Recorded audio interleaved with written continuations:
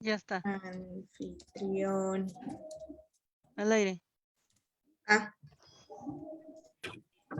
Hola, ¿qué tal? Buenos días. Bienvenidos a esta tercer día de actividades de la Feria de la Ciencia Cambio Climático, que en esta ocasión vamos a iniciar con un tema sumamente interesante y de actualidad. Porque pues estamos viviendo nuevamente caravanas de migrantes. No es actual porque sabemos que es un fenómeno histórico, el que ha tenido la migración, pero en esta ocasión queremos abordarlo desde el cambio climático. Y para ello tenemos aquí presentes a mi compañera Luz, quien va a estar, Luz Amalia García Pérez, que es de la UACM, y quien va a estar presentando a nuestro invitado del día de hoy para tocar este tema tan importante. Luz, bienvenida, muchísimas gracias por estar aquí con nosotros. Te doy la palabra. Adelante. Gracias, Erika. No, pues en esta segunda Feria de la Ciencia de la Universidad Autónoma de la Ciudad de México, pues presento a nuestro invitado en la conferencia Consecuencias del Cambio Climático sobre la Migración, estudio de caso para México, por el maestro Huberto Salgado Nieto. Bienvenido. Y el maestro es un investigador asociado C de tiempo completo en el Instituto de Investigaciones Económicas de la UNAM. Cuenta con el grado de maestro en economía otorgado por el posgrado de economía de la UNAM y actualmente es candidato a doctor en economía por la sede del Instituto de Investigaciones Económicas de la UNAM. Desde hace 10 años ha impartido cursos relacionados con temas vinculados a la econometría, a nivel licenciatura en la Facultad de Ciencias y en la Facultad de Economía, a nivel de posgrado en la especialidad de Econometría Aplicada, que pertenece al Programa Único de Especializaciones de Economía, y en la maestría del Programa del Posgrado de Economía. Ha coordinado 3 diplomados y 2 cursos de actualización sobre temas relacionados con la econometría. Sus líneas de investigación se vinculan con temas relacionados al desarrollo económico, los mercados laborales, la migración, estudios rurales, cambio climático y la sustentabilidad. Actualmente desarrolla un proyecto de investigación individual sobre medios de vida y la pobreza rural en el campo mexicano. Y colabora, en los proyectos Los Migrantes Calificados Mexicanos en Países Desarrollados, los parques tecnológicos en México, Camino para revertir el fenómeno migratorio, resiliencia y medios de vida de los hogares rurales en la costa de Oaxaca, inequidades socioeconómicas y de la salud, análisis de interseccionalidad, proyectos que son financiados estos pues por la UNAM. Pues bienvenido, maestro Huberto. Muchísimas gracias, Luz, por esa presentación. Les agradezco mucho a todos su asistencia y sobre todo quiero agradecer la invitación que me ha realizado la Coordinación de Difusión Cultural y Extensión Universitaria de la Universidad Autónoma de la Ciudad de México para participar en este importante y más que interesante foro. He estado siguiendo las meses anteriores, ha sido muy enriquecedor todas las ponencias que me han precedido los 2 días pasados, y también agradecerle especialmente a Erika Vázquez, quien ya tuve la oportunidad de establecer un vínculo por correo, y ahora tengo el gusto de conocerle, por lo menos a distancia, ¿no? Dadas las circunstancias de la pandemia. Entonces, les agradezco mucho esta invitación. Pues bueno, yo voy a abordar... Perdón, ahí se está compartiendo mi presentación. No. Ya, ahí va. Ok, ahí va. Perfecto. Pues bueno, yo voy a abordar este tema de las consecuencias del cambio climático sobre la migración. Voy a tratar de construir este vínculo entre estos 2 temas, porque la migración es en sí misma un fenómeno complejo. Voy a tratar de dar un abordaje teórico desde la definición de por qué, o a tratar de explicar por qué migran las personas, aunque las causas son diversas, son muchísimas. Es un fenómeno bastante complejo.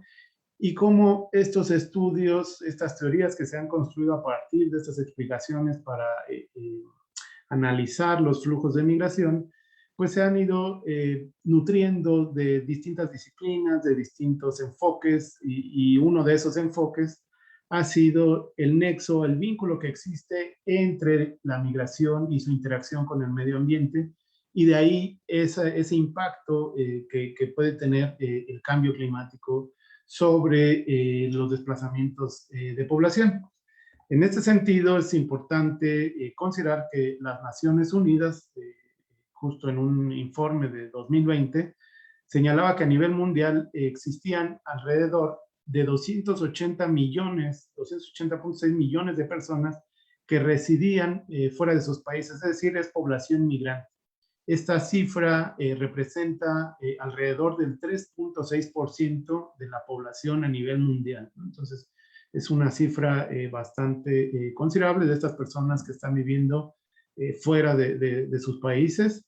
¿Y cuáles son las causas? Pues bueno, las causas de la migración son muy diversas, ¿no? O sea, no hay un solo motivo, no hay una sola teoría que explique en totalidad el fenómeno. De hecho, los flujos son muy diversos.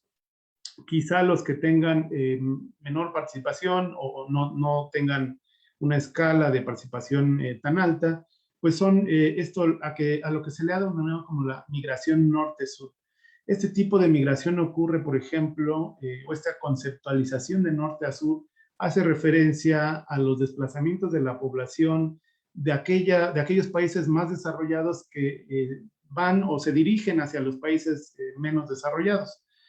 Buena parte de esta migración tiene que ver con estas personas que ya están en edades de jubilación y buscan vivir en lugares que tengan amenidades naturales, por ejemplo, ¿no? Está el caso de las poblaciones norteamericanas que viven en Baja California Sur, en Los Cabos. Son grupos de migrantes norteamericanos jubilados que, bueno, están ahí pasando sus días ahí en la playa, ¿no? Precisamente por el interés del clima, en fin, una serie de amenidades que ellos consideran muy relevantes para poder seleccionar esta región. También las migraciones norte-norte, es decir, que se dan entre países desarrollados, también pueden ser migraciones por amenidades, pueden ser amenidades naturales, un jubilado que busque, no sé, de pasar de un país, por ejemplo, de Estados Unidos, quizá busque a un país europeo para pasar o residir en esa región, pero involucra siempre una cuestión de preferencias o amenidades, ¿no? No es una situación como la que hemos visto con las caravanas de migrantes, que son migraciones por necesidad. Aquí son migraciones por preferencias, por gustos, y es gente que tiene pues, la capacidad económica para poder emprender ese viaje y residir en una nueva región. Dentro de estos fenómenos, quizá el menos estudiado, el menos conocido, es y muy novedoso que apenas se está estudiando, es la migración de los ultramillonarios, ¿no? Es un fenómeno que se ha estado viendo, se ha hecho visible, analizando en los últimos años, precisamente porque estos ultramillonarios, gente muy rica a nivel mundial, pues se ha estado mudando, se ha estado desplazando hacia los países que les brindan mejores rendimientos en cuestiones de tasas impositivas, ¿no? Es un fenómeno muy interesante, por ejemplo, de migraciones hacia Arabia Saudita, hacia también Australia ha sido una región que ha estado concentrada una cantidad importante de estos migrantes ultra ricos, ¿no? Pero ahí las motivaciones tienen que ver con pues estas cuestiones asociadas a las tasas impositivas, ¿no? Al pago de impuestos, ¿no? Digamos, estos son los elementos que también existen, ¿no? O sea, no hay por qué hacerlos de lado dentro de todo el fenómeno de la migración. Existen, son los menos, pero están presentes, y esto hace complejo el estudio del fenómeno, ¿no? A estos casos muy particulares de migración, pues hay que asumirle pues los casos que sí vemos diariamente en los medios, en las noticias, por ejemplo, como la población en busca de refugio que ha desatado crisis humanitarias, como lo que ocurrió en Siria, cuando se desató el conflicto bélico, toda esta población que huyó de la región, buscando asilo en otros países, que lo curioso es que la mayor parte de los países que dan asilo y refugio a estas poblaciones que viven estas crisis humanitarias, pues son países menos desarrollados, ¿no? Los países más desarrollados han establecido cuotas y no dan entrada a grandes cantidades de esta población, ¿no? Entonces, ya lo vimos en tragedias terribles como del pequeño Alan, que ya lo veíamos en estas balsas que parten de África hacia Europa, pues esas tragedias humanitarias tan terribles y que están asociadas a estas poblaciones que están escapando de la violencia, escapando de la percepción política, ideológica, religiosa, en fin, todo este tipo de migración que está asociada a esa situación donde la vida del individuo está en riesgo, pero es por cuestiones, pueden ser ideológicas, políticas, en fin, de todo este tipo, ¿no? Entonces, es esta población, o conflictos bélicos, perdón, es toda esta población que está en busca de refugio, y también el mayor flujo del componente del fenómeno migratorio, pues es la migración laboral, que es la que se ha estudiado en mayor medida. Estos flujos de migratorios que se han conceptualizado como una migración sur-norte para hacer referencia de que es población que se desplaza de países menos desarrollados con condiciones de empleo y de salarios pues que no satisfacen las necesidades de los hogares, y que esta situación provoca u obliga que estos miembros de los hogares, estas personas, tengan que buscar mejores horizontes más allá de sus fronteras, es decir, que tengan que ir al extranjero a buscar mejores condiciones, un mejor salario, en fin, ¿no? Entonces, este es el estudio, o este tipo de estudios son los que más abundan en los estudios migratorios. Ahora bien, como el fenómeno es tan complejo, digamos, nos podríamos preguntar por qué migra la población, ¿no? O sea, cuáles son los conductores, los factores que explican o que inciden sobre la decisión que debe de tomar un individuo para poder emprender a cabo este proceso migratorio.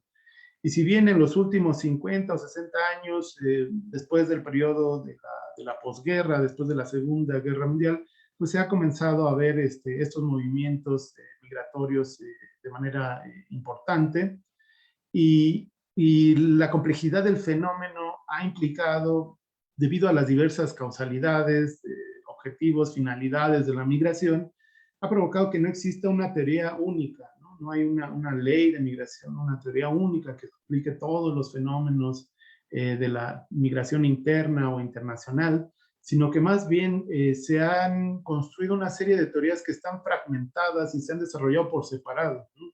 Cada una desarrolla una parte del fenómeno y que se enfrenta a ciertas limitaciones provocadas o generadas incluso por sus propias barreras disciplinarias, porque desde la economía se han desarrollado algunas propuestas teóricas, desde la sociología se han realizado algunas otras propuestas teóricas, por ejemplo, la teoría de redes, que habla de la causación acumulativa, es decir, que los migrantes en el país de destino, por ejemplo, el caso de la migración mexicana en los Estados Unidos, este conjunto de migrantes funciona como una red de apoyo, como un capital social que permite que la migración incluso se pueda perpetuar, ¿no? Porque se habla de políticas, de buscar políticas que reduzcan los flujos de migración, pero esta teoría señala que esos flujos se pueden perpetuar precisamente por los lazos que vinculan a la población mexicana, por ejemplo, en los Estados Unidos, con sus familiares y conocidos en México, precisamente porque esta red es una red de apoyo que les facilita la migración a las poblaciones mexicanas, reduciendo los costos, ¿no? Por ejemplo, no es lo mismo cuando llega un migrante a una región nueva donde no conoce a nadie, los costos en los que debe de incurrir, por ejemplo, no solamente en el costo del transporte o del traslado, sino pues en el costo de buscar un lugar en donde quedarse, el tiempo, financiar, por ejemplo, los costos del tiempo que le lleve encontrar un empleo. En fin, son una serie de costos que se deben de tener en cuenta, que se reducen de manera considerable, por ejemplo, cuando este migrante o cuando un familiar o conocido ya tiene a una persona en la región de origen y ya tiene un lugar a donde llegar, incluso ya hasta le tienen un empleo, ¿no? Ya ni siquiera tiene que incurrir en ese tipo de cosas. Y este enfoque de la teoría de redes implica que el peso del capital social de tener algún familiar conocido en el extranjero, pues es un incentivo muy poderoso para continuar migrando, ¿no?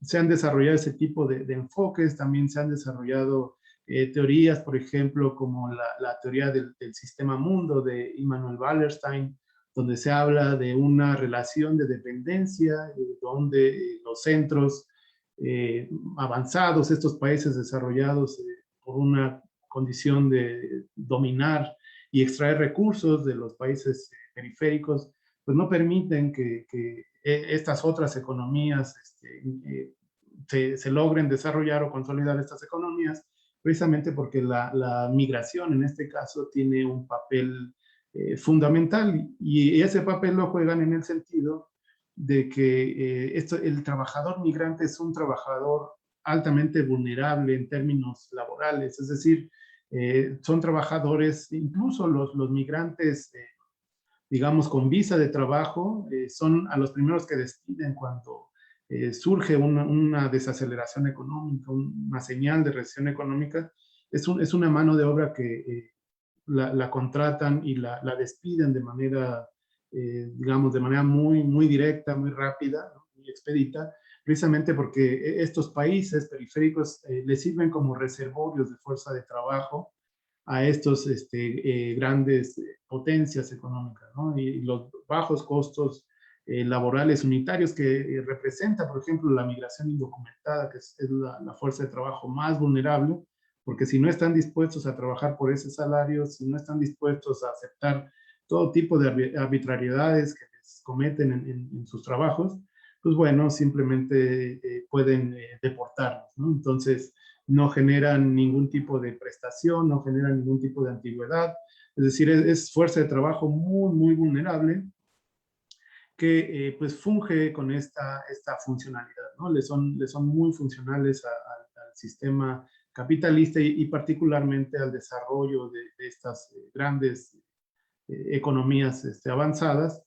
Y por otro lado, también tenemos teorías como la teoría de los mercados duales de Michael Piore, por ejemplo, que más o menos se vincula en este sentido de señalar que la migración tiene una funcionalidad muy importante para estas economías desarrolladas y que contribuye al buen desempeño de la economía o a la salud de estas economías, en el sentido de que la migración, al insertarse, digamos, en los sectores estratégicos, por ejemplo, la producción de alimentos en el sector agrícola o en el sector agroalimentario, pues ha permitido que estas economías puedan mantener con esos bajos salarios que cobran los migrantes indocumentados, que los costos de los alimentos, de los bienes alimentos, pues se mantengan en niveles bajos, es decir, que se contenga una especie de inflación estructural. Eso es lo que plantea Michael Piore, ¿no? O sea, que si la base de los trabajadores se mantiene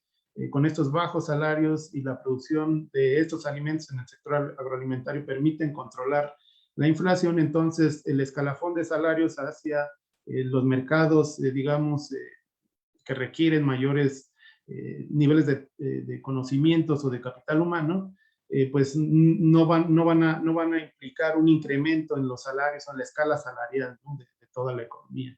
Y esto se ha documentado en diversas investigaciones, por ejemplo, la importante contribución que han tenido los mexicanos para que el campo norteamericano pueda producir alimentos a precios muy bajos.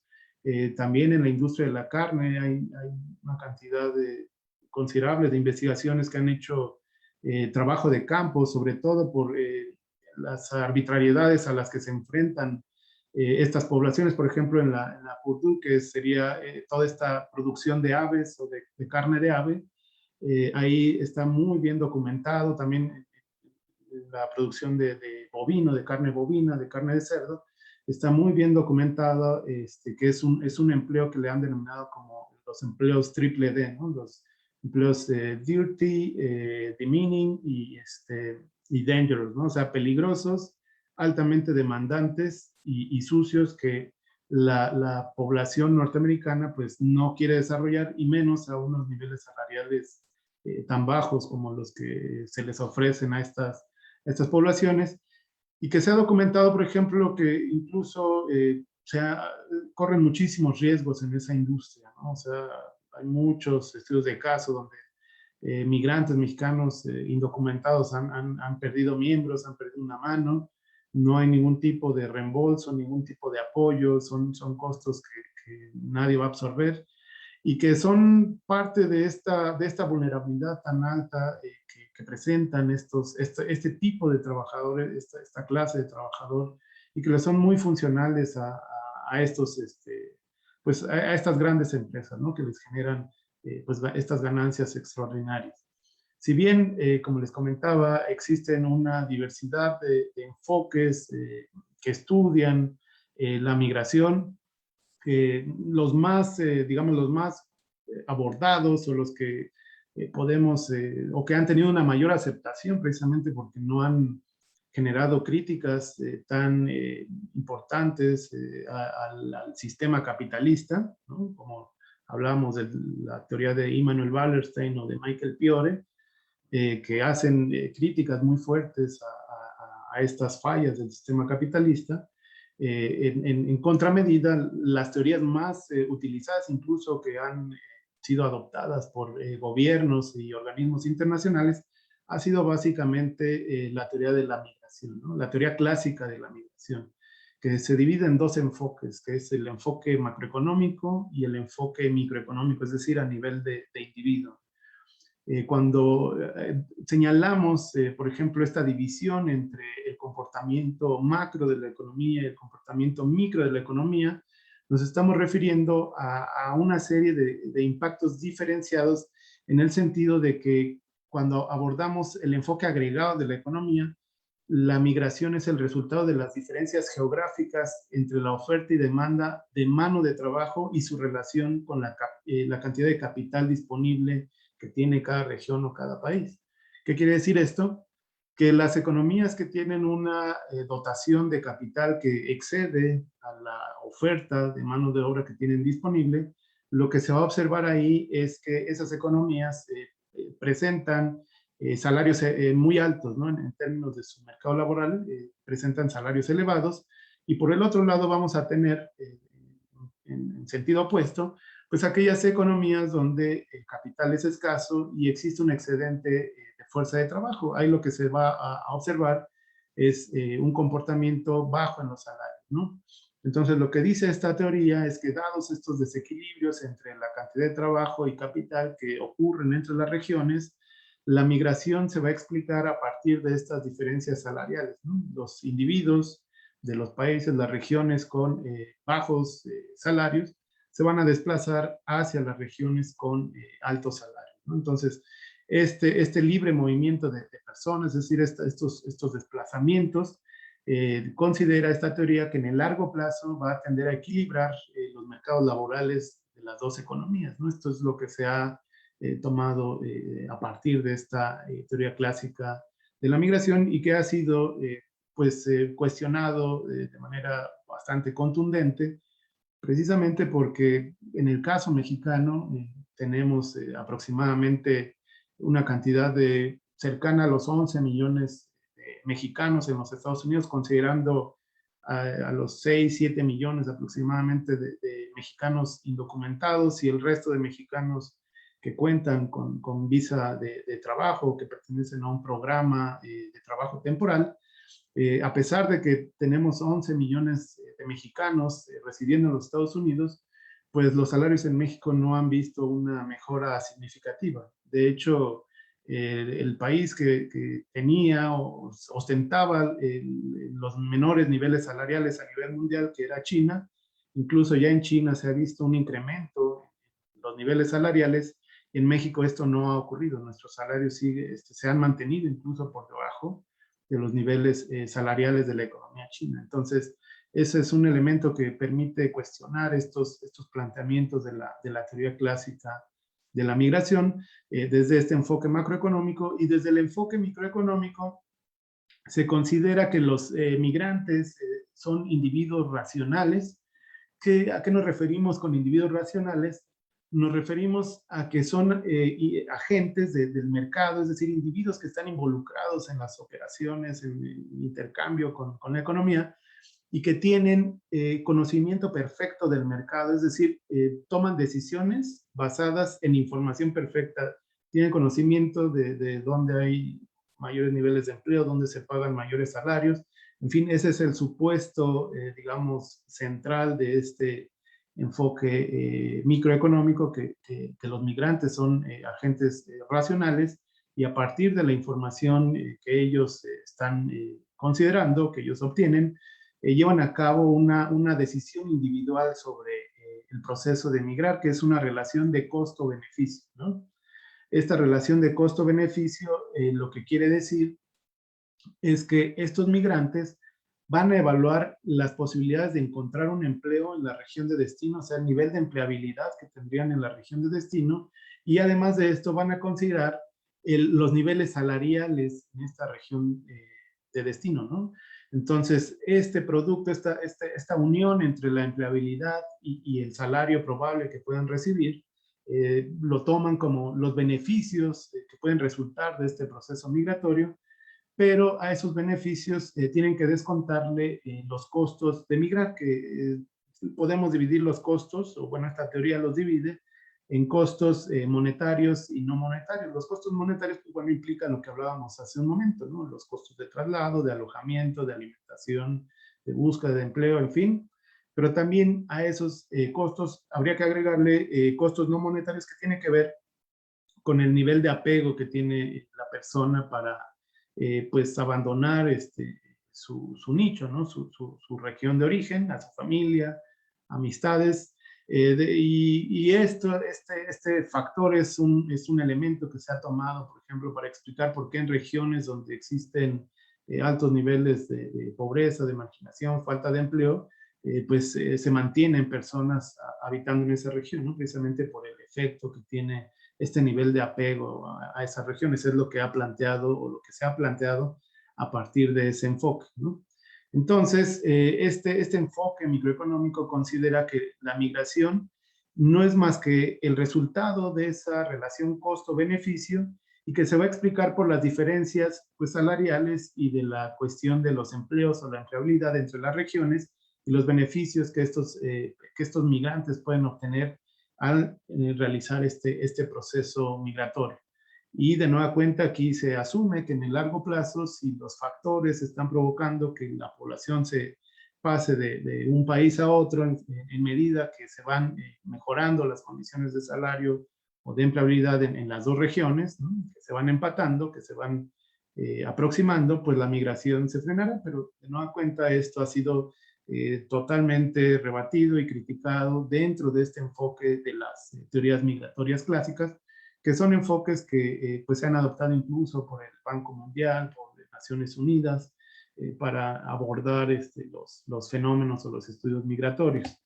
Ahora bien, una de las teorías económicas, podríamos decirla, más recientes relativamente, es la que se ha denominado como la nueva teoría económica de la migración. Y este enfoque, que surge desde la disciplina económica, surgió precisamente como una crítica a este enfoque clásico, ¿no? Este enfoque clásico de la migración. Y esta nueva teoría económica de la migración señala que la decisión de migrar no es una decisión que la tome de manera aislada el individuo, ¿no? No es una simple maximización del beneficio, o sea que si me resulta más favorable en mis ingresos desplazarme a otra región, y descontando los costos, pues el individuo va a tomar esa decisión de migrar, sino que más bien lo que señala esta teoría es que la decisión de emigrar se toma de manera colectiva con los miembros del hogar, con la familia, ¿no? Entonces, bajo este enfoque, lo que se dice es que los migrantes buscan resolver las fallas de mercado en el sistema capitalista a través de la migración. ¿Por qué? Porque el individuo o la familia, el ingreso familiar, no solamente va a maximizar su beneficio como resultado de la migración por las remesas que va a recibir, sino que además esperan minimizar los riesgos, ¿no? Esto permite una diversificación de los ingresos familiares y también le permite dar la vuelta a esos fallos de mercado, como por ejemplo el restringido acceso que tienen, por ejemplo, los hogares rurales al crédito o algún tipo de financiamiento, ¿no? Entonces le da mucho peso, mucha relevancia al papel que juegan las remesas en este contexto, ¿no? Aquí el marco de análisis o el marco interesante que nos ofrece la nueva teoría económica es que plantea que la migración es como una especie de medida que los hogares pueden tener para diversificar los riesgos ante pérdidas de ingresos en los hogares, ¿no? Que puede deberse a diversos estresores, pueden ser a que el mercado laboral no está generando los empleos suficientes, o incluso podemos desde aquí comenzar a vincular el efecto que tiene el cambio climático sobre la producción, por ejemplo, agrícola, la producción de alimentos en las zonas rurales, y que esto estaría vinculado a los ingresos que se pueden generar y nos permitiría construir un puente, y lo vamos a retomar más adelante.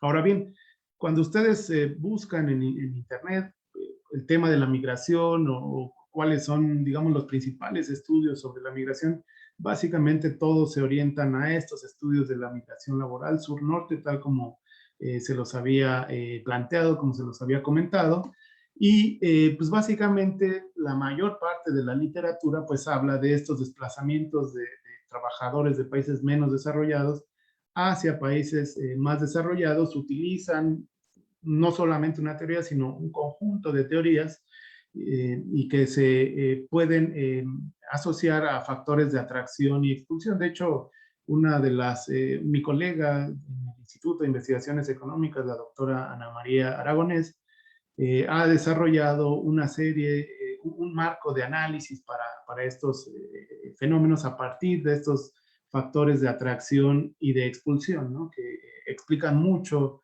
los mecanismos de los flujos migratorios, ¿no? Por un lado, tenemos, si bien estos factores de expulsión, es decir, una migración forzada debido a la falta de oportunidades laborales, a la flexibilidad laboral que se ha observado particularmente a partir del periodo neoliberal, que ha sido cada vez más agresiva, los menores niveles salariales, en fin, todo este tipo de factores que pueden estar asociados a esta disminución en los ingresos que perciben las familias, los hogares, pues inciden en el proceso, pero no solamente eso, sino también por el lado de los países desarrollados existen estos factores de atracción, ¿no? Que en el caso de la relación México-Estados Unidos se vio un comportamiento muy, muy claro, por ejemplo, de lo que ocurrió en 1990, cuando la economía norteamericana tuvo una ligera recesión, y en aquel momento el responsable de la Reserva Federal de los Estados Unidos, con el objetivo de impulsar la economía y sacarla de esta recesión, llevó a cabo medidas de política monetaria, reduciendo las tasas de interés para facilitar los créditos, ¿no? Entonces, esta medida provocó, por un lado, que el sector inmobiliario fuera la punta de lanza, es decir, se invirtió en gran medida en este sector de la construcción, y eso pues ya todos conocemos los resultados que ocurrieron, ¿no? En la crisis de 2008. Pero en ese ínter, entre el 90 al 2000, cuando estaba la economía norteamericana en auge, lo que se pudo observar fue que los flujos de migración indocumentada, particularmente mexicana, crecieron a niveles históricos, ¿no? O sea, nunca antes vistos, ¿no? Las cifras pasaron prácticamente de 2 o 3 millones, que eran en los 80, hasta alcanzar un pico cercano a los 7 millones en el año 2000, y ahora ya se ha estabilizado alrededor de los 5 millones.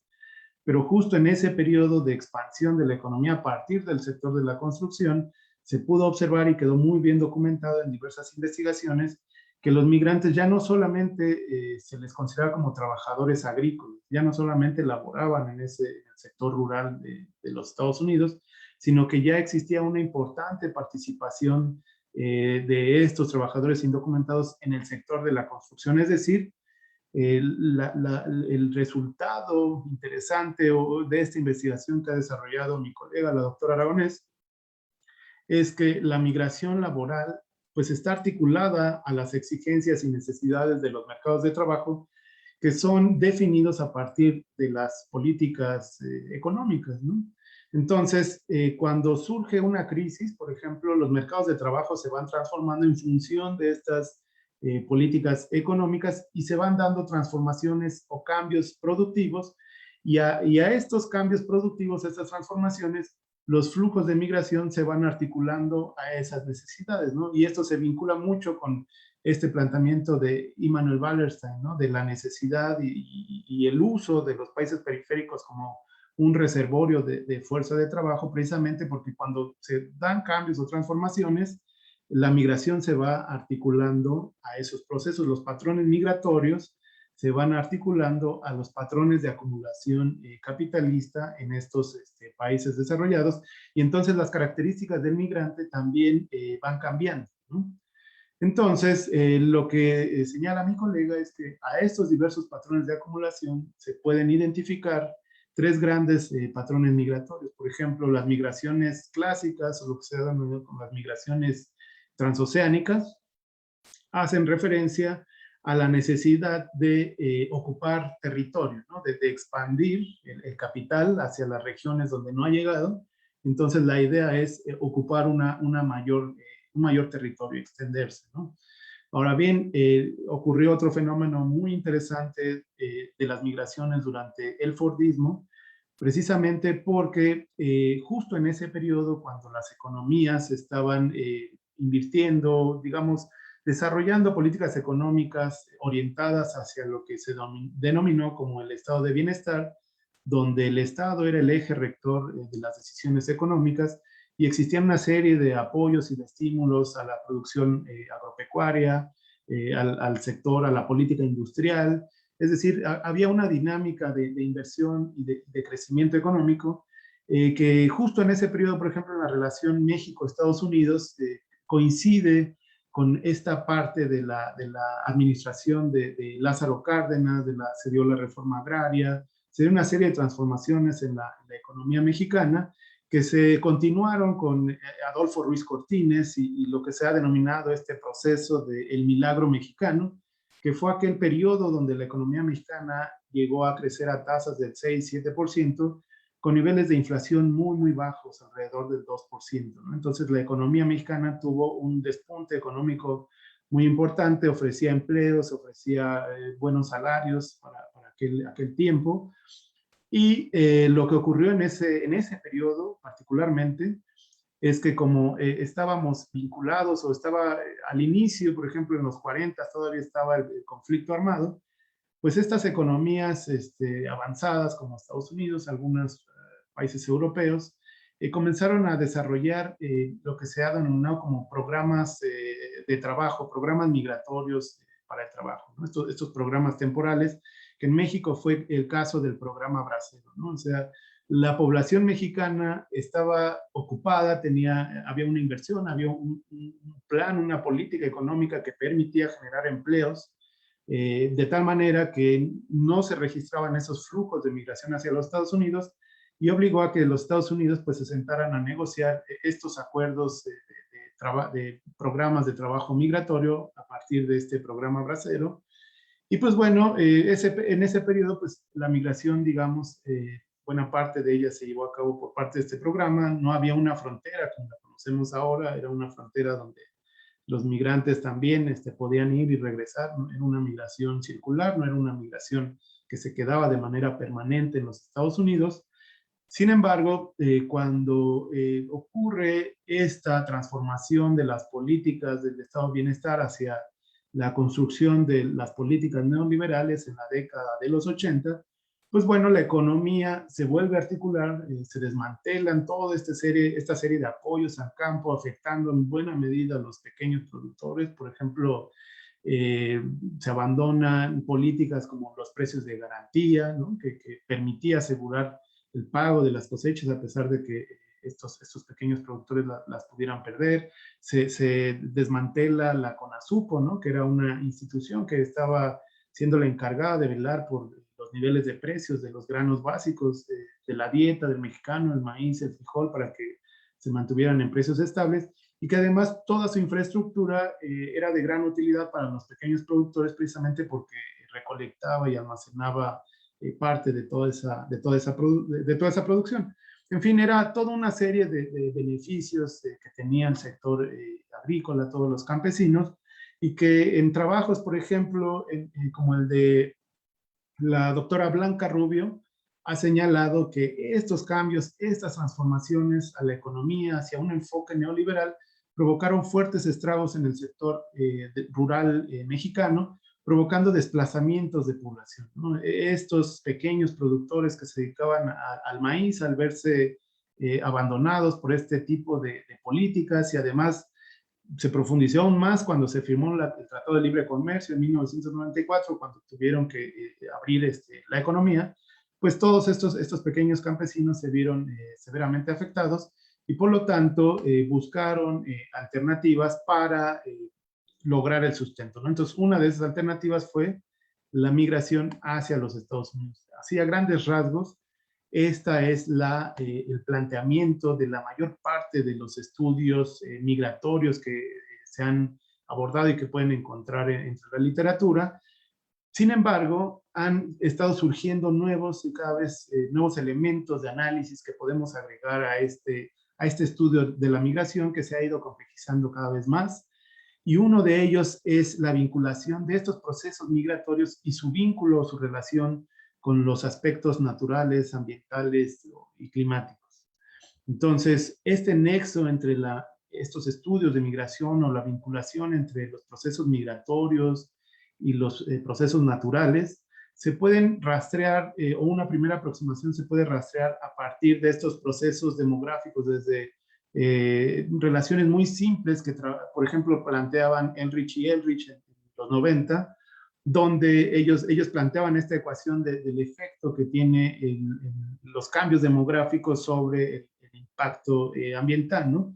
Que tiene que ver con el tamaño de la población, donde involucra los movimientos, entrada y salida, inmigración, emigración de personas de una región, la afluencia o el consumo per cápita de bienes, ¿no? de bienes naturales, y la tecnología que tiene que ver con la calidad de esos bienes que se producen y la cantidad de contaminantes que generan, ¿no? Entonces, digamos que aquí esta ecuación simplifica esta relación más compleja donde la migración claramente participa como uno de esos procesos centrales que influye en los cambios demográficos o en el cambio poblacional de una región. Otro de los enfoques que se puede rastrear como las primeras aproximaciones o las primeras vinculaciones entre el término, el concepto migratorio y los estudios ambientales es a través del concepto de capacidad de carga que lo planteó Miger en 1991 y hace referencia al número de individuos de una especie en particular que se puede mantener de manera indefinida en una región a partir de los recursos con los que se disponen, ¿no? Entonces, esta capacidad de carga pues está determinada por el monto de capacidad de comida disponible. Era un enfoque orientado hacia el estudio de los ecosistemas y consideraba, por ejemplo, el número de depredadores, la tasa a la cual el medio ambiente logra reponer estos recursos, pero esto se trasladó al campo del estudio de la migración o los cambios demográficos, considerando, por ejemplo, la sobreexplotación de esos recursos, ¿no? Entonces, a partir de esos conceptos de estresores, de sobreexplotación de los recursos o los impactos climáticos, también se dieron algunas aproximaciones a este concepto de capacidad de carga, ¿no? Donde el crecimiento de la población en una región pues va a continuar hasta el tope que delimita esa capacidad de carga, digamos, esa disponibilidad de recursos, de alimentos, para que esta población pueda desarrollarse y que esa población va a estar oscilando sobre esa capacidad de carga siempre y cuando la velocidad de recuperación pues sea lo suficientemente rápido, es decir, si es un modelo sustentable, ¿no? Ahí se va a mantener oscilando la población. Sin embargo, si estos recursos no pueden ser renovados o reemplazados a una tasa lo suficientemente rápida, entonces podríamos ver un deterioro del medio ambiente y la capacidad de carga pues va a decaer. Esta reducción en la capacidad de carga pues trae consigo una disminución de la población y eso es lo que provoca o está siendo generada esa disminución en la población, es explicada por la emigración, ¿no? Entonces, si se da una sobreexplotación de esos recursos, entonces esa capacidad de carga se reduce, la población también se reduce, y por lo tanto esa reducción se explica en buena medida por los flujos de emigración hacia otras regiones, hacia búsqueda de recursos, ¿no? Entonces, este concepto de capacidad de carga es, digamos, fueron como unas primeras aproximaciones al estudio de la vinculación entre migración y estos temas, la vinculación con los temas naturales, pues tienen una aplicación muy limitada, ¿no? Es un enfoque muy limitado que no permite estudiar de manera profunda el nexo que existe entre la migración y la naturaleza. Por ejemplo, una de las críticas a estos primeros enfoques es que pues, no consideran el efecto del desarrollo de los sistemas de transporte que permiten llevar alimentos de una región a otra y por lo tanto la capacidad de carga no se ve tan comprometida, ¿no? Entonces, hay algunos aspectos ahí de crítica que se han desarrollado. Sin embargo, lo que sí permitió, digamos, desarrollar este concepto de capacidad de carga es comprender que los recursos naturales pues, son limitados en las regiones y que los estresores asociados a la sobreexplotación de los recursos o a los impactos climáticos pues ejercen una presión sobre esa disponibilidad y esto provoca desplazamientos de población, ¿no? Entonces, eso es lo que permitió, digamos, dar un primer acercamiento a estos elementos, ¿no? Entonces, a partir de esos estudios se comenzaron a desarrollar ya propiamente otros análisis donde el cambio climático pues, era considerado como un nuevo elemento, ¿no? Como un factor que estaba explicando los desplazamientos de la población. Y pues las evidencias, ya no voy aquí a mencionar los impactos y el incremento de la temperatura, porque toda esa cantidad de impactos ya lo han abordado los ponentes de las sesiones de los días pasados, pero lo que queda claro es que el cambio climático afecta a todas las formas de vida, a muchos son muy diversos, son los impactos, ¿no? Impactos a la salud, ya lo mencionaba el ponente de ayer, ¿no? El cambio climático puede generar vectores de contagios, de enfermedades. Por ejemplo, acaba de salir un estudio apenas en mayo de este año sobre el hallazgo de huevecillos de la variedad de mosquito del dengue en la Ciudad de México, ¿no? Entonces, esto es resultado del cambio climático y del incremento en las temperaturas, ¿no? O sea, ya no tenemos la necesidad de viajar al trópico para contagiarnos del dengue, sino que el cambio climático va a provocar que en un futuro, lo estaban proyectando para 2080 aproximadamente, pues bueno, estas enfermedades tropicales, pues se vuelvan en verdaderas pandemias en regiones donde nunca antes se habían presentado ese tipo de enfermedades, ¿no? Precisamente porque las condiciones climáticas dan la pauta o dan entrada a que se lleven a cabo estos procesos, la acidificación de los océanos, cambios en las mareas, el incremento en los niveles del mar, es decir, los impactos se pueden medir de diversas maneras, ¿no? Sequías, inundaciones, eventos climáticos extremos, en fin. Y la migración humana, pues responde a esto, ¿no? O sea, responde a todos estos impactos de distintas maneras y lo que va a provocar todos estos impactos climáticos es que la población se vea obligada a desplazarse, ya sea de manera temporal, o sea, puede ser un ciclón, ¿no? Que puede pegarle a la costa, puede haber una migración temporal, pero la población puede regresar a habitar las costas, o pueden ser efectos, digamos, de degradación de largo plazo, ¿no? Como lo es la sequía, ¿no? Entonces, ahí pues la población tendrá que abandonar pues sus tierras debido a que la sequía ha afectado la producción pues de alimentos o la producción de algún bien agrícola que representa una parte muy importante de sus ingresos.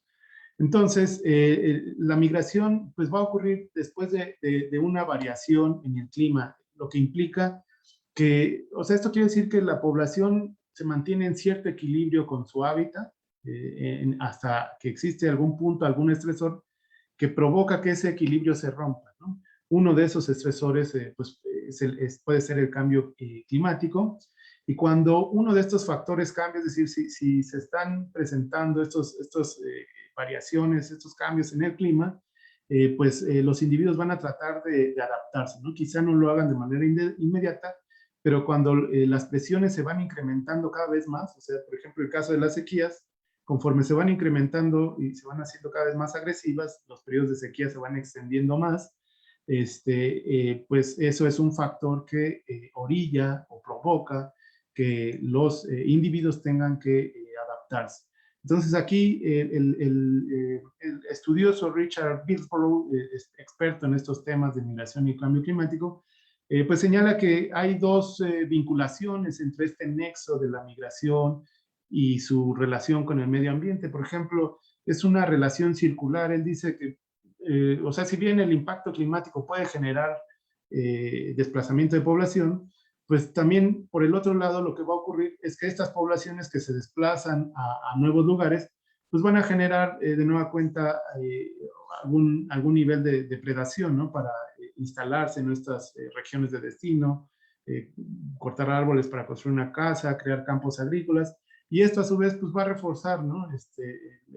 El cambio climático, ¿no? Si la tasa de deforestación es muy elevada, pues bueno, entonces la retención de humedad en la tierra pues se ve modificada, y de nueva cuenta entramos a procesos de sequías y demás, ¿no? Entonces, él lo plantea como un sistema, ¿no? Esta vinculación o este nexo que existe entre las poblaciones y el medio natural, pues es una especie de sistema, ¿no? Ahora bien, ¿cuál es el efecto del cambio climático sobre la migración? Si bien en la década de 1990, cuando se comenzaban a considerar o se tenía en cuenta que el potencial riesgo que tenía el cambio climático, pero no se analizaban en ese momento toda la cantidad de dimensiones que involucraban estos impactos del cambio climático, es decir, en ese momento ni siquiera lo vinculaban con aspectos relacionados a la migración. Sin embargo, el ecólogo Norman Myers, en unos documentos que publicó del 93 y en el 2002, comenzó a plantear el concepto de refugiado ambiental.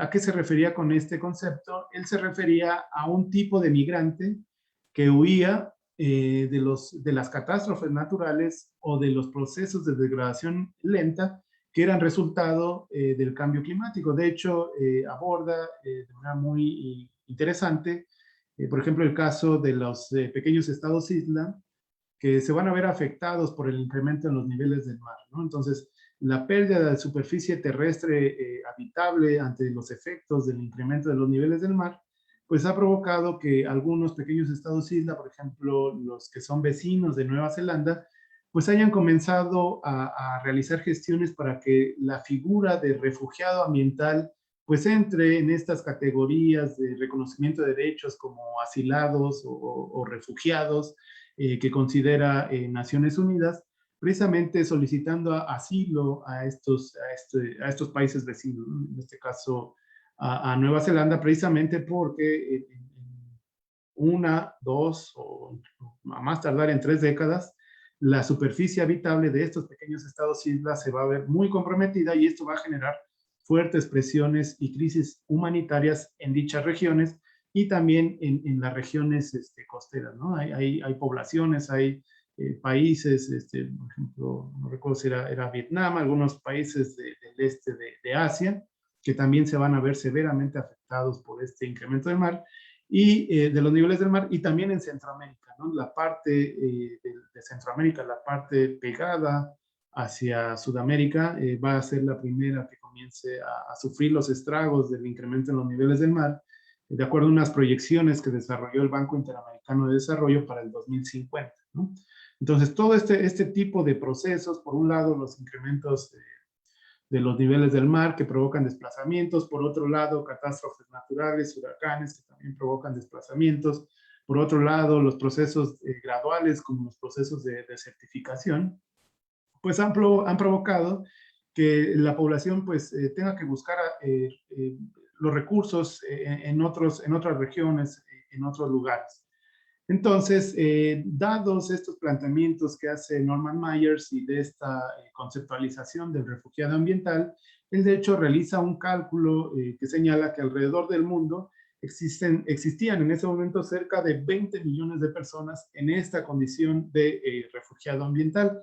Sin embargo, digamos, surgió una discusión a partir de estos trabajos y se plantearon como dos escuelas de pensamiento a la hora de debatir el tema del cambio climático y la migración. Una era esta escuela de Myers, que era la visión maximalista, que señalaba que básicamente todos los aspectos vinculados al cambio climático tenían el mayor peso relevante para explicar los flujos migratorios y que en el largo plazo estos factores pues van a estar condicionando el desplazamiento de la población. Digamos, de manera contrapuesta surgió una versión minimalista a la cual pertenecen migrantólogos como Stephen Castles o Richard Black, que decían que en realidad es difícil aislar los efectos que tiene el cambio climático, las variaciones en el clima, de otros efectos que también pueden estar incidiendo sobre la decisión de migrar, es decir, las poblaciones más pobres, más vulnerables o las que más dependen de los recursos naturales, pues se van a ver severamente afectadas por estas cuestiones climáticas, pero no es tan sencillo ponerle una etiqueta de migrante o refugiado ambiental cuando es una conjunción de los dos factores, ¿no? Y bueno, y en este sentido, dada esta discusión de estas dos escuelas de pensamiento, pues vale la pena preguntarse, pues, ¿cuál es el papel del cambio climático en función o en relación con los factores políticos, económicos y sociales que dan lugar a este proceso tan complejo de la migración?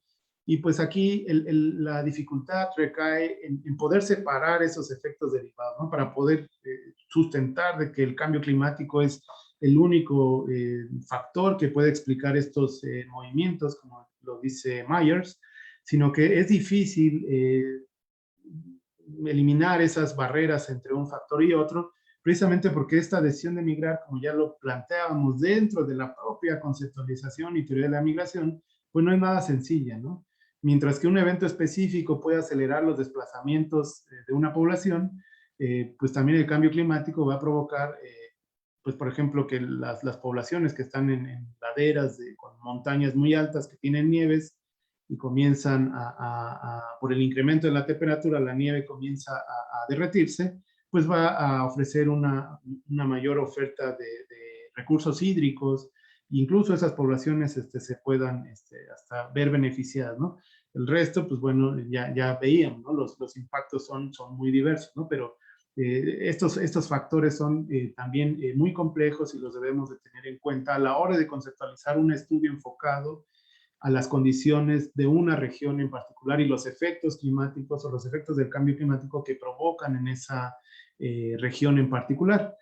Y lo que se ha concluido en este tema del cambio climático y la migración es que pues, los individuos generalmente se van a mantener en sus lugares de origen, tratando de hacerle frente a todos estos impactos provocados por las perturbaciones extremas del clima, tanto como puedan. Sin embargo, esta capacidad para poderle hacer frente o para adaptarse a estos embates, pues se va a ver reducida en el caso de las poblaciones más pobres del planeta, ¿no? Debido a que ellos son más vulnerables a dichas perturbaciones, pues tienen recursos más limitados para poder encarar estos desafíos o para poder adaptarse de mejor manera ante este reto que involucra el cambio climático. De hecho, un estudio del Banco Interamericano de Desarrollo del 2020 señala que, por ejemplo, cuando ocurren los choques climáticos, la población pobre es la que suele perder la mayor parte de su riqueza. Y en este estudio hacen un ejemplo muy interesante del impacto del huracán Mitch, ¿no? Que señalan que eliminó el 18% de los activos con los que contaba el quintil más pobre de la población de Honduras. Y este huracán Mitch no provocó ese nivel de daño sobre los activos, por ejemplo, del quintil más rico. El impacto fue solamente del 3%, ¿no? Entonces, las poblaciones más pobres son los que tienen estas menores posibilidades de hacerle frente a estos impactos negativos, recuperarse a sus efectos tienen acceso restringido a los ahorros, a los créditos y a los seguros, y esta situación también se relaciona con un tema de justicia climática, porque de acuerdo con un estudio de Oxfam, en conjunto con el Instituto del Medio Ambiente de Estocolmo, para el 2020 señalan que la huella de carbono por consumo per cápita del 1% de la población más rica supera en 100 veces a la huella de carbono emitida por el 50% de la población más pobre. ¿Qué quiere decir esto?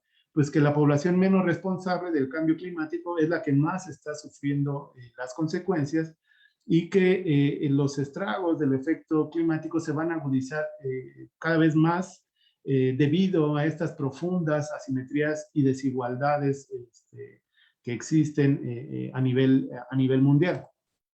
Ahora bien, si bien los países y organismos van adquiriendo más conciencia sobre estos efectos del cambio climático, apenas se realizó una cumbre para llegar a acuerdos sobre reducciones de dióxido de carbono.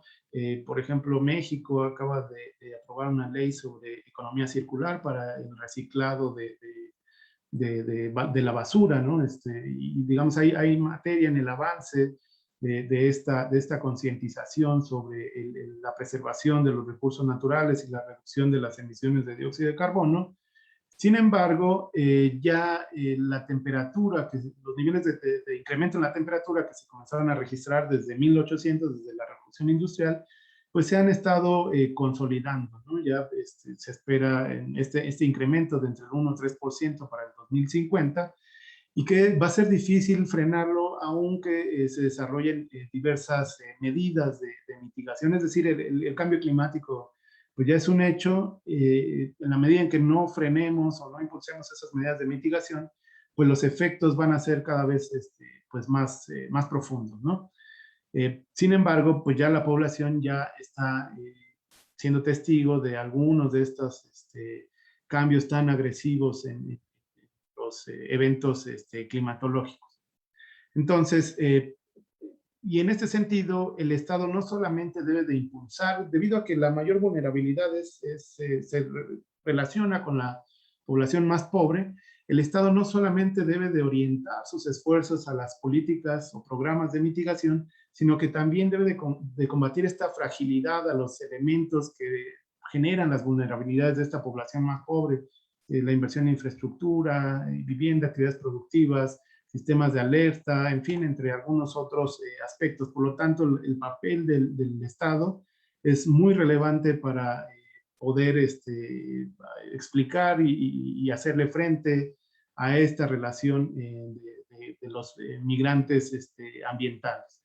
Entonces, el riesgo ante el cambio climático, va a ser un estresor que llega y afecta a un sistema socioecológico que combina las amenazas de las variaciones climáticas, que van a generar presiones sobre la vulnerabilidad socioeconómica de los individuos, pérdida de suelos, manejo inadecuado del agua, y que en este sentido, pues, la población más vulnerable que se aborda en la mayor parte de los estudios es la que habita en estas zonas rurales y que dependen en mayor medida de estos recursos naturales.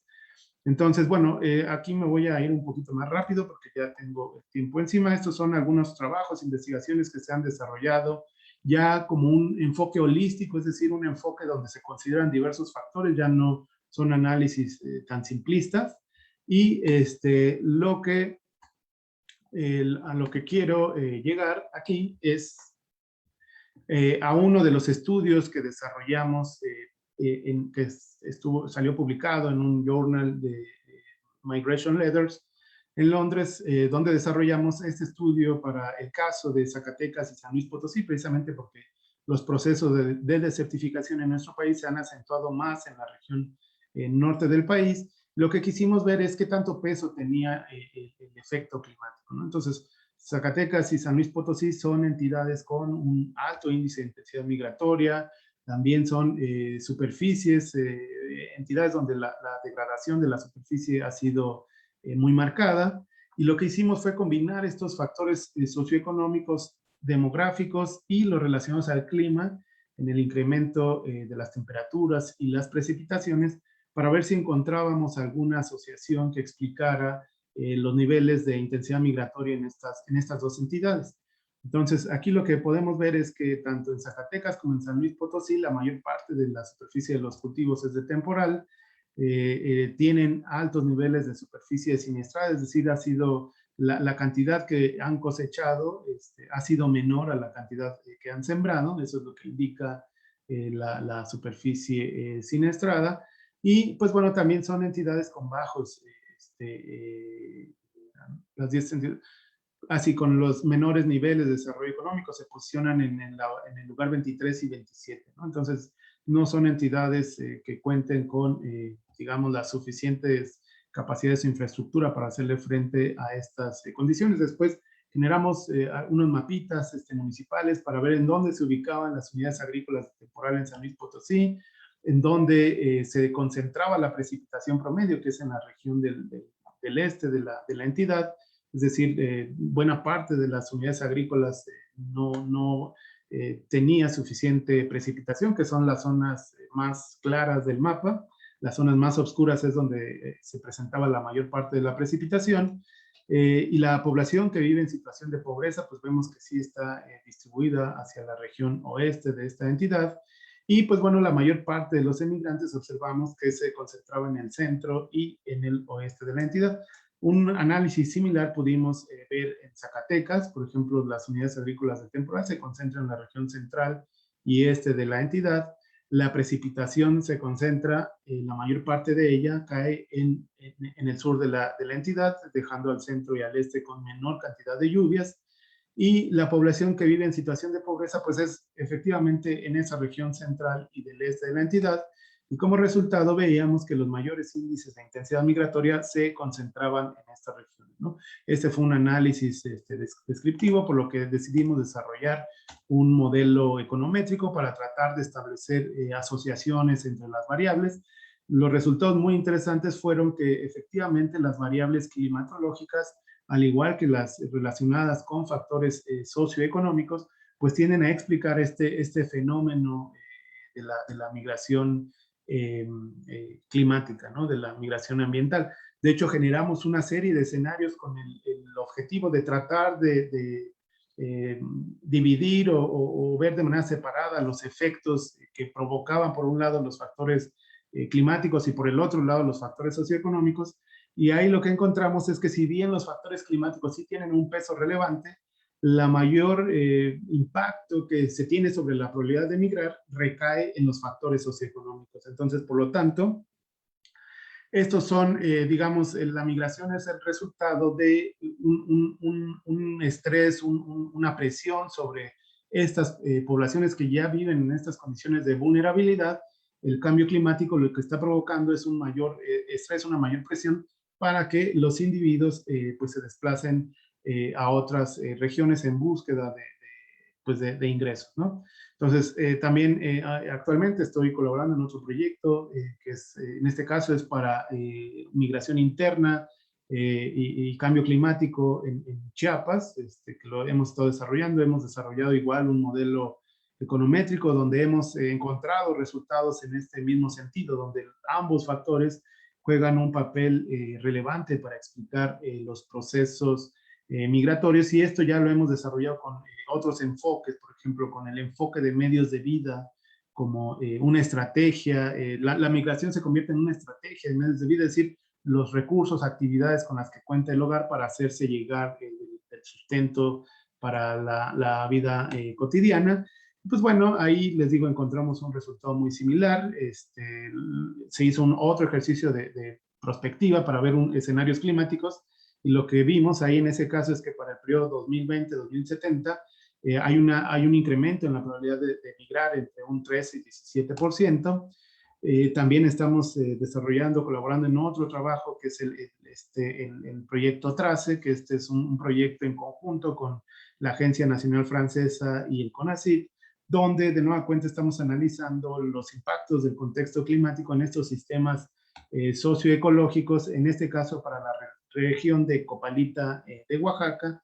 Pues realizamos ahí el análisis migratorio de este proyecto, precisamente porque los productores de café señalaban que se están enfrentando a una de las principales dificultades para realizar la producción de café, pues son las variaciones en el clima, y estaban buscando diversificar sus ingresos a partir de la migración. Aquí fuimos un poquito más allá, quisimos ver cuáles son los factores que explicaban o los sectores que les permitían llevar a cabo esos procesos migratorios en el complejo de Cocigua, y lo que vimos es que de las regiones serranas de Oaxaca, donde se siembra este café, los impactos climáticos provocaron que la población se comenzara a desplazar hacia la zona costera, y se desplazaron a esta zona costera precisamente porque el sector turístico, el sector de los servicios, hicimos un modelo ahí gravitacional, un panel gravitacional, donde vimos que el sector terciario, el sector de los servicios, vinculado a estos servicios turísticos,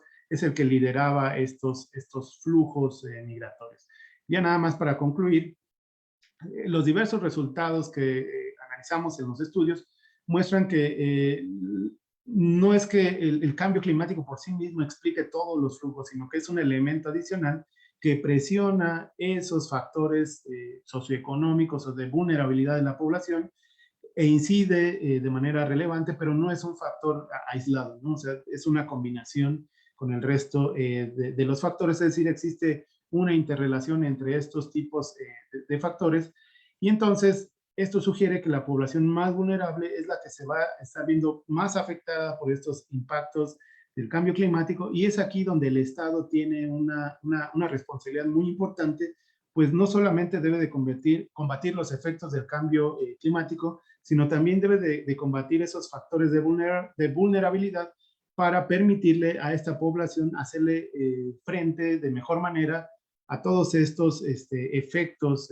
derivados de las variaciones climáticas extremas. Y bueno, ahí ponemos ahí estamos desarrollando una propuesta de crear empleos verdes para que se combata de esta manera los dos ejes, ¿no? Se generen ingresos para estas regiones y se preserve el cuidado del medio ambiente, y esto contribuya a mitigar también el cambio climático. Entonces, aquí cierro ya mi participación y les agradezco a todos el tiempo. Muchísimas gracias.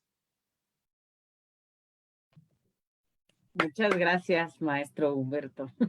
No, de nada, de nada. Muy interesante. Pues aquí, con Erika teníamos unas preguntas. A ver, Erika. Ay, Bueno, tu micrófono. en el chat del Face todavía no nos llega por el momento alguna, pero no, bastante interesante, nos dio un panorama bastante completo pues de todo este fenómeno de la migración, que bueno, no es actual, es histórico, eso sabemos desde hace mucho tiempo que las primeras migraciones pues se han dado desde la prehistoria, ¿no? Sí, claro. Desde la humanidad prehistórica. Entonces, pues, pero bueno, eran otras condiciones, otras situaciones. En relación a lo que nos comenta respecto a quienes más van a padecer o están padeciendo esta cuestión de la migración por cuestiones climáticas, son los pobres, ¿no? Ya ha habido varios casos, ya ha habido varios fenómenos meteorológicos que así nos han dado cuenta, ¿no? Que se han tenido que desplazar grandes poblaciones de diferentes lugares. Hay un concepto que desde hace varios años, varios especialistas, entre ellos, pues especialistas que trabajan en la ONU, han acuñado a esta cuestión, ¿no? Que le llaman el apartheid climático. ¿Usted qué opina de ese concepto? Si no es muy extremo, o si estamos considerando que efectivamente el cambio climático será nuevamente un tipo de apartheid, de segregación, donde los más pobres son los que van a padecer más estas cuestiones climáticas. Bueno, es una pregunta muy interesante la que estás planteando, Erika. Pues mira, ahí lo que debemos de tener en cuenta es que pues los niveles de desigualdad en la actualidad son extremos. O sea, hay un nivel de desigualdad a nivel mundial, es impresionante. O sea, hay gente extremadamente rica, o sea, son muy poquititos, muy, muy ricos, y las masas de gente pobre pues son muy, muy grandes, ¿no? O sea, cada vez hay más pobres y cada vez hay menos ricos, ricos, ricos, y eso está provocando este problema de concentración de los ingresos y que se vincula también, por ejemplo, lo que se ha visto ahora en la pandemia, ¿no? O sea, el virus por COVID afectó de manera desigual a las economías, ¿no? O sea, los países ricos que desarrollaron las vacunas, pues primero garantizaron su propia vacunación, incluso ya van hasta por una tercera dosis, ¿no? En ese caso, mientras que hay países en África, países en Centroamérica, en Sudamérica, que no han tenido ni siquiera, han vacunado al 20% de su población, ¿no? Entonces, ¿cómo hacerle frente a los retos a los que se enfrenta la humanidad cuando estamos ante un sistema que por sí mismo, por el propio funcionamiento del sistema, conlleva esa concentración de la riqueza y donde las políticas públicas no han, salvo algunos casos honrosos, ¿no? Por ejemplo, en Alemania es muy interesante ver la distribución de ingresos antes de impuestos y después de impuestos, ¿no? En la región nórdica también con la socialdemocracia, pero que el propio sistema genera esos niveles de concentración tan exacerbados y que provoca que las respuestas ante los retos a los que se enfrenta la humanidad sean tan diversas o tan distintas, ¿no? En nuestro país también lo vimos, tan solo en la Ciudad de México vimos que las afectaciones por el COVID fueron pues muy desiguales, ¿no? Toda la población que no tiene ahorros, que no puede laborar desde casa, que no tiene los conocimientos, los niveles de educación formativa, los empleos que le permitan trabajar desde casa, pues tuvo que jugársela y salir a buscar el sustento, aún en las condiciones de semáforo rojo y máximo riesgo, ¿no? Lo mismo, yo lo que considero de este apartheid climático es que mientras no se resuelva este problema tan exacerbado de la concentración de la riqueza, lo que va a ocurrir es justamente un escenario tan extremo como este apartheid, ¿no? Ya vimos o ya hemos visto las terribles crisis humanitarias que han ocurrido por grupos de migrantes queriendo entrar a un país cuando no se les da asilo. Estos campamentos parecen campos de concentración. O sea, ya comenzamos a ver algunos de estos señales de estos procesos, y que si no se combaten estas tremendas desigualdades económicas, pues vamos a dejar muy mal parada o no le vamos a dar herramientas a toda esta población pobre y pobre extrema de hacerle frente a todos estos estragos, ¿no? Y sobre todo, creo que lo más, digamos, y es muy injusto, porque ya lo veíamos, ¿no? Hay una cuestión de justicia ambiental. O sea, la población más pobre no es la que más está contaminando, no es la que más utiliza los jets, no es la que quiere estar yendo cada ratito al espacio, ¿no? Sino que es un grupo de ultra millonarios muy, muy, muy acaudalados, los que están generando toda esta cantidad de emisiones de dióxido que afectan y que estimulan aún más el efecto del cambio climático, ¿no? Lo exacerban.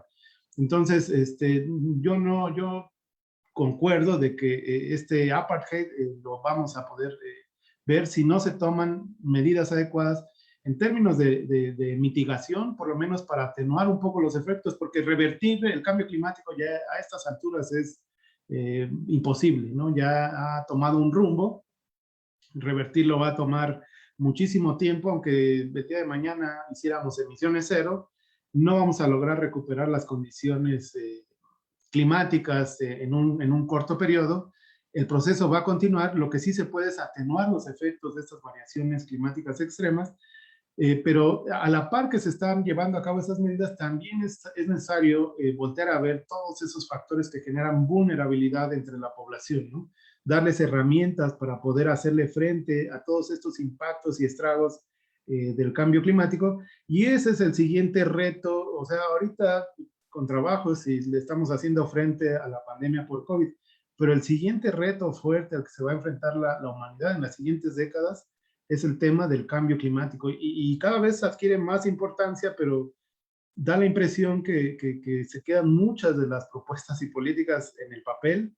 Se sigue generando emisiones, se sigue realizando esta cuestión de deterioro del medio ambiente, pero en el papel parece que sí hay una mayor concientización. De hecho, el otro día estábamos hablando ahí con mis alumnos en una clase de economía que estábamos dando de teoría monetaria, que incluso ya el banco, la Reserva Federal de Japón, incorporó dentro de sus estimaciones de inflación, incorporó el efecto del cambio climático, ¿no? O sea, parece que cada vez hay más conciencia, pero como que la acción está siendo bastante lenta, ¿no? O sea, no hay acciones muy concretas o muy tajantes como para tratar de resolver el problema. Y es que también es complejo, ¿no? Porque China alega que no va a querer reducir sus emisiones porque frena su crecimiento económico.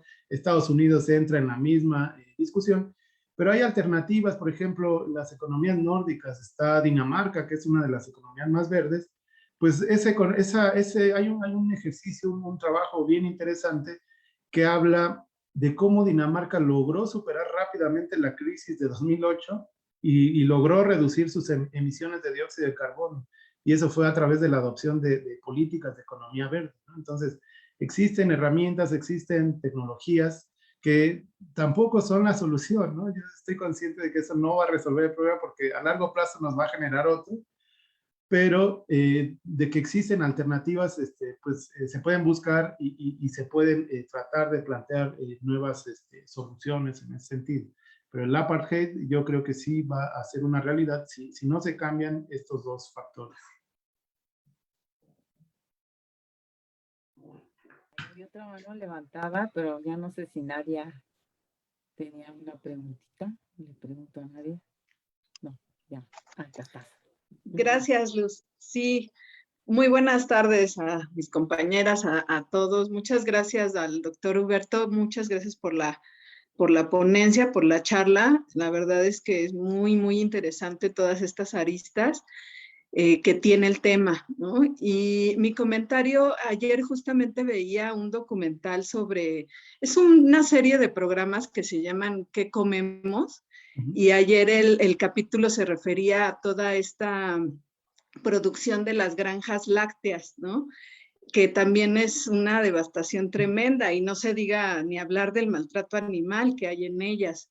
Pero ayer precisamente en el capítulo se veía cómo, pues en países del norte, porque estaban en un área de Estados Unidos, en Wisconsin, se veía cómo estas grandes, pues le llaman granjas, fábricas, han desplazado también a los, digamos, pequeños granjeros, ¿no? O rancheros, que tenían sus establos, sus granjas con una cantidad pues más o menos razonable, pero que estas fábricas, granjas han avasallado y que además le trabajan, ¿no? A grandes productoras, como veíamos ayer también en la ponencia sobre el agua, ¿no? Sobre el abasto del agua, cómo son estas grandes empresas, marcas enormes que absorben a estos rancheros, a estos productores, y que muchos pues no pueden sobrellevar ese ritmo. Estaban hablando del caso de un ranchero, bueno, sí, de un granjero que perdió todo el legado de su familia porque él no pudo seguir este ritmo, y hablamos de uno pues de Estados Unidos, ¿no? Que es uno de los países pues más poderosos, con más desarrollo, pero también como ahí mismo se da este desplazamiento, porque finalmente este señor pues tuvo que vender su rancho, tuvo que vender su ganado y ahora es un trabajador en un centro comercial, ¿no? Entonces ellos mismos se van desplazando, ellos mismos se provocan, como usted lo mencionaba, este tipo de otras migraciones que se dan, ¿no? Que no necesariamente son desplazamientos de lugar, pero sí de trabajos, de economías, de formas de vida. Entonces, pues muy, muy interesante el tema. Le agradezco muchísimo esta charla.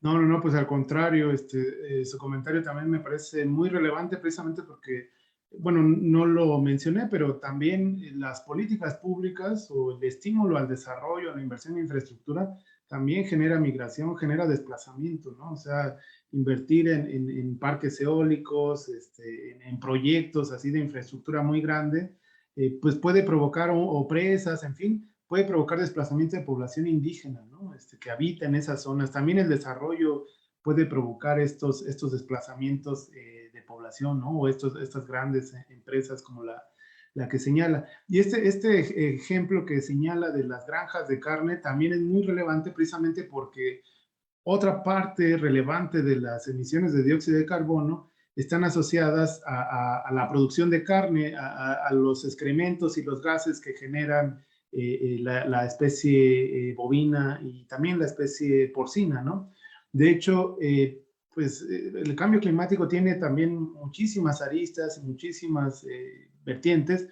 De hecho, hasta nuestra propia dieta, ¿no? O sea, lo que estamos comiendo, esta adicción, esta hábito de consumo de carne, sobre todo en China, que es el principal consumidor de carne de cerdo, y en Estados Unidos, que son los principales consumidores de carne de res, pues están también generando ese estilo de dieta, ese estilo de vida, están generando también estragos a nivel del cambio climático, y es algo tan sencillo, ¿no? O sea, uno piensa que las acciones individuales o las acciones que toma uno día con día, pues no tienen repercusiones o implicaciones con el resto del sistema que nos rodea, pero todos formamos parte de ese mismo sistema socioecológico, ¿no? O sea, si llevamos un estilo de vida que somos aficionados a la carne, ¿no? Nos encanta el consumo de carne, o sea, si lo consumimos de manera tan excesiva como lo hacen en estas economías, pues bueno, eso también va a tener repercusiones sobre el cambio climático y todos estos efectos que ya se han abordado, se han analizado en las otras mesas,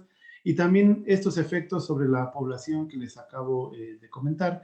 Pero sí, ese es otro de los elementos que también debemos de considerar a la hora de abordar todas estas problemáticas. Muchísimas gracias, Nadia. Tenemos otra participación de Facebook, que es bueno, del Centro Cultural Casa Talavera Exposiciones. Nos dicen que cuál sería la infraestructura básica que permitiera incluir el riesgo de las variantes climáticas y por tanto contener la migración de las comunidades. O sea, cómo negociar la conservación y no intromisión de las culturas comunitarias como proyectos productivos locales. Pues bueno, hay más que inversión de infraestructura, porque no es la misma receta para todos, o sea, no hay una política que se ajuste a todos los casos y a todos los contextos en específico. Por ejemplo, cuando hablo de inversión en infraestructura, me refiero, por ejemplo, a toda la parte de la producción agrícola en México, ¿no? O sea, alrededor de un 70-80% de la superficie que se cultiva en nuestro país se realiza bajo los métodos tradicionales por temporal, ¿no? O sea, están expuestos, están expensas de las variaciones climatológicas. Ahí la inversión en infraestructura pues sería incentivar la infraestructura para los sistemas de riego, ¿no? Digamos, esto es tan relevante, o esto, digamos, esta inversión, estos recursos tienen un peso importante, porque incluso se ha visto en otras economías, como por ejemplo en Israel, que han vuelto productivo incluso hasta el desierto, ¿no? O sea, si inviertes en tecnología, en infraestructura adecuada, pues esa tierra que ya no producía nada, puedes volver a recuperar y generar alimentos a partir de ahí, ¿no? Independientemente de lo que pase con Israel, y eso yo nada más estoy citando este ejemplo, ¿no? De que a través de estas tecnologías se puede desarrollar ese tipo de avances, ¿no? Me refiero a ese tipo de infraestructura. Ahora bien, en lo referente a esa compatibilidad con las comunidades autóctonas, las comunidades indígenas y las inversiones productivas, aquí a lo que me refiero es estimular programas de empleos verdes, es decir, digamos que se dé, por ejemplo, están las becas Benito Juárez para los chavos, ¿no? Que estudian algún grado escolar. Hay una serie de estímulos y de incentivos de programas públicos que se orientan a complementar los ingresos de los hogares, ¿no? Y en este sentido yo sugeriría que se desarrolle un programa en este sentido que sea como una especie de empleador de última instancia, pero en empleos verdes, ¿no? Es decir, que en estas comunidades indígenas y aprovechar sus conocimientos ancestrales, porque ellos son los que tienen una mayor concientización sobre la preservación o ese vínculo ser humano-naturaleza, esas concepciones también son ese capital cultural que ellos poseen sobre estos conocimientos, también son muy relevantes. y revalorar pues toda esta parte de los servicios ecosistémicos, ¿no? Entonces, generar empleos verdes donde se busque la preservación pues de estas regiones que dotan una serie de servicios ecosistémicos a la población, ¿no? Agua, retención de humedad, pues tan solo el papel que juega un insecto, ¿no? La importancia tan relevante de una abeja en un sistema, pues con la polinización que garantiza que se dé el crecimiento de árboles, de alimentos, en fin, ¿no? O sea, revalorar todos estos aspectos, pero desarrollar políticas o empleos de este tipo, orientados de este tipo, que busquen preservar estos capitales naturales con los que ya contamos y evitar esta depredación. Además de eso, pues bueno, se requeriría otra serie de políticas, por ejemplo, pues ya echar mano a lo que está ocurriendo con las mineras canadienses en el país, a un montón de empresas que generan contaminación, o sea, también no solamente sería dar empleos verdes, sino sería todo un conjunto de políticas orientadas a la preservación y cuidado del medio ambiente. Pues ya nuestro tiempo ya está a punto de terminar. Pues muchísimas gracias otra vez. Si no hay otra pregunta, bueno, hasta ahorita no ha habido otra. Pues otra vez te agradecemos, maestro Humberto, por la participación y ahí te vamos a tener en cuenta para la próxima. Claro. Y Pues, bueno, les recordamos que la Universidad Autónoma de la Ciudad de México, pues ya concluimos este diálogo y invitamos a la siguiente mesa, la mesa 6, Renovarse o Morir, que son nuevas alternativas en el uso de energías, y que va a ser de 1 a 3, entonces no se despeguen y pues muchísimas gracias. muchísimas gracias por la invitación.